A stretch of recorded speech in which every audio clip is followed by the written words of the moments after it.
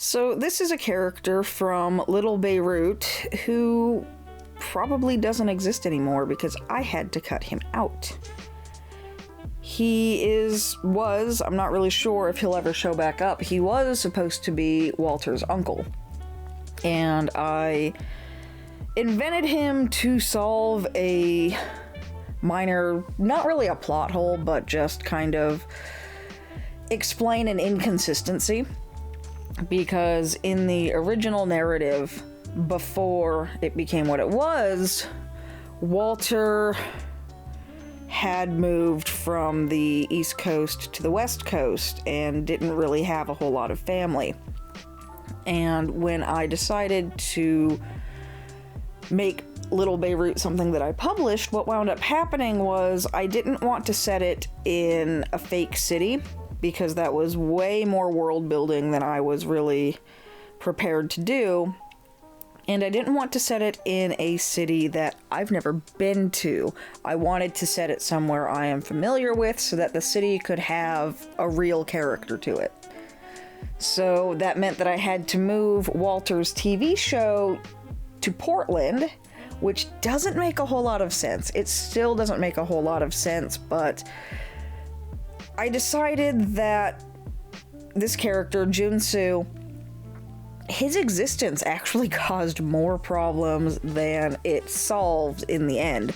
So him sticking around and just existing meant that I'd have to do a whole bunch of rewrites to Walter's backstory.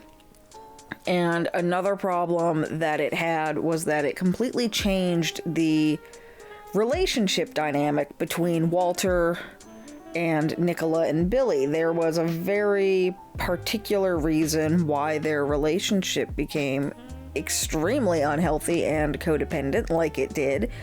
And it just came down to Walter being a little bit pathetic. Is basically the reason. So him having this family network, this uncle character, took that away, and it took away his reason to be a little bit pathetic. So unfortunately he had to go, and I'm not sure he will ever be showing back up. But I wanted to kind of play around and figure out what different marking patterns would look like for these characters, because Walter's pattern, his coat pattern, isn't really terribly accurate to a real Tanuki. I did this thing, which you'll see it's very common with a lot of artists. They will simplify character markings and kind of exaggerate and change things up to where a lot of cartoon foxes don't really look like foxes. Their markings are very simplified. I think Disney's Robin Hood is a particularly egregious example of a fox that's a fox because Disney said it's a fox. So what I was doing with this character was I wanted to see if I could come up with different markings for his coat pattern and still have him look like a Tanuki and have him look like Walter without really looking like Walter. And I don't really like how his face turned out just because it turned out kind of flat and squished in a weird way. But it was kind of interesting to take that design and try to change it up in a different way, because Walter also has a brother, and when I was designing that character, I wanted them to look very similar while also being distinct, which is always a really hard thing to do with character design, because you don't want them to look identical. At the same time, you don't want them to be so different that it's like, they're brothers because I said so. So I wanted to kind of go in a different direction where this character has some vague resemblances to Walter, but very clearly wasn't really that related. So that's kind of where I wound up here. And for this one, these Tanuki characters, as you can probably tell, I have constant problems with these characters, and I think it comes down to the fact that I don't really have any good mid-tone brown markers. I have a really big set of brown markers, but they're all either too dark or too saturated. There's nothing that's really desaturated in mid-tony, so when I do these drawings, I don't have a good place to start from. And I've tried to do a few with just pencils that you guys will never see because I didn't film them, I was just kind of playing around, and I have the same problem with my pencils. I need to like really go through all of my supplies, and I guess just ignore the fact that I've got 8 different brands of pencils, the same way I've been ignoring the fact that I have 800 different brands of marker, and just treat them all as if they were the same tool, I think, because I don't have a lot of good browns. Even with my Prismacolors, I don't have a lot of good browns.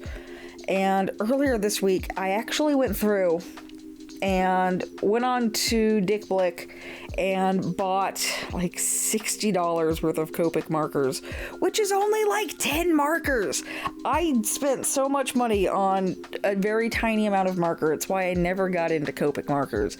But I'm hoping that of these markers, I will have 3 good colors for Walter. And I almost bought more. I actually wound up deleting a bunch from my cart because I looked at the total and it was over $100, and I said no.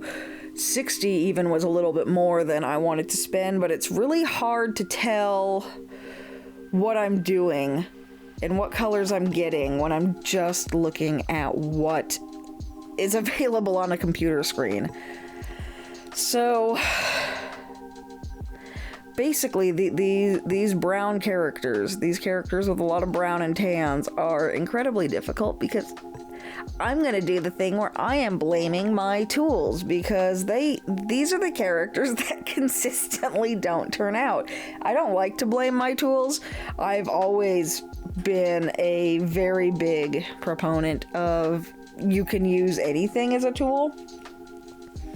But with these characters, because I designed them on a digital palette and I really liked the desaturated colors that they were on the digital palette, not being able to translate those over has just been killing me.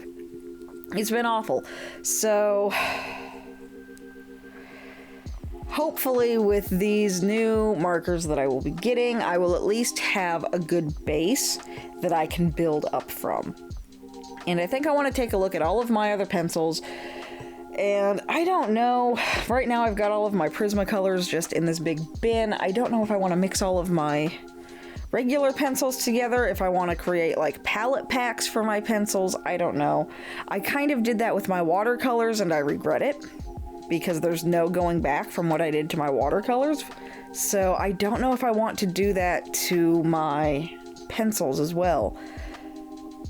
But I also don't want to deal with having to go through 8 different packs of pencils whenever I want to make a drawing. So I don't know. I'm gonna have to sit and figure it out. I wanted to do it to my markers and I didn't. I think the markers are just going to forever be the biggest pain in the butt to use because I've got so many of them. But in the end, I'm kind of okay with how this one turned out. I think I just need some harder pencils in general. Also, the sketch paper in my sketchbook really did not like this one. I've completely lost track. I don't know what number this is in my sketchbook. I want to say it's in the ballpark of like 17 or 18, but I guess you guys will know that by the time this goes up. But here we go. This is a character. He no longer exists. He was going to be kind of a fun one, and unfortunately, by cutting him out, there is a minor plot I wanted to do that involved Walter getting kind of a little bit drowned. And without this character being present, I'm not sure how to pull that off. So I don't know, he might still exist, but maybe not in the same capacity. I don't know. I have no idea. We will burn that bridge when we get to it. But again, this is from Little Beirut. It's a book series that I've been working on for a while. The second book was just recently released. You can find that. I'll try to remember to put a link down below.